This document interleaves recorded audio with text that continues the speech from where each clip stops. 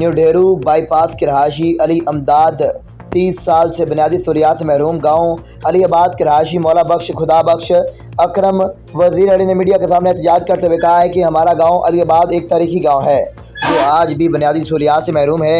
बड़ा मसला हमारे गांव में सरकारी स्कूल ना होना है, जिसकी वजह से हमारे बच्चे दूर जाते हैं, जबकि अपने गांव में सहूलियात ना होने की वजह से हमारे बच्चों का मुस्तकबिल खराब हो रहा है। इसके अलावा हमारे गांव में एक अस्पताल भी दिया जाए। हम आज भी पीपल्स पार्टी के वोटर हैं और हमें कई बार नज़रअंदाज किया गया। हमने मिसाइल की शिकायत भी की हैं, लेकिन फरियाद पर तवज्जो नहीं की गई। हम बिलावल भुट्टो जरदारी को अपील करते हैं कि पार्टी चेयरमैन बिलावल भुट्टो जरदारी, फरियाल तारपुर और जमील अहमद सोमरू से अपील करते हैं कि हमारी दरख्वास्त पर कार्रवाई की जाए, वरना हम अपने लातलकी का इजहार करेंगे। और इलाका वासियों की मजीद बताया कि 15 सालों से हम पीपल्स पार्टी के पीछे हैं और बुनियादी सहूलतें हमारा हक बनता है।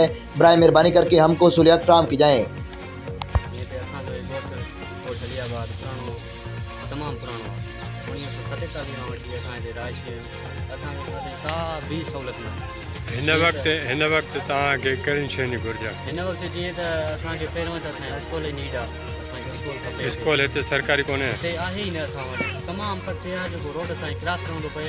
नंढड़ा ॿार आहिनि, मासूम आहिनि, क्रॉस करण लाइ हुनखे एक्सीडेंट थी पए या कुझु मसइलो आहे, घणा ई मसइला आहिनि। सरकारी स्कूल परे आहे? सरकारी परे आहे, ॾाढो परे आहे।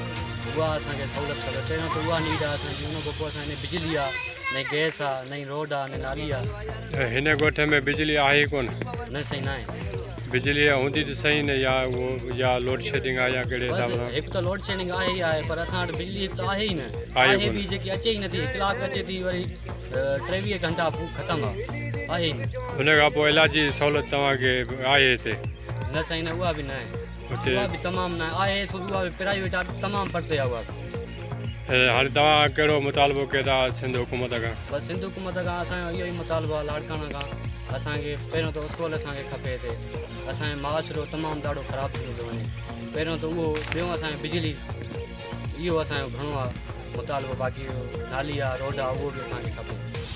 तव्हां हिन वक़्तु जेको आहे सो बिलावल भुट्टो जरदारी साहिबु सिंध जे लाइ वॾो हिकिड़ो सरगर्म आहे, पर पूरे पाकिस्तान जे लाइ उहो लॉन्ग मार्च बि करे थो। ऐं उनजा जेके चूंडियल आहिनि नुमाइंदा पीपल्स पार्टी जा, या उहे तॾहिं तव्हां ॾे कॾहिं लड़ी आया आहिनि इलेक्शन खटण खां पोइ? तव्हां खां को ॾुख सूर पुछा कयो अथऊं या जेके तव्हांखे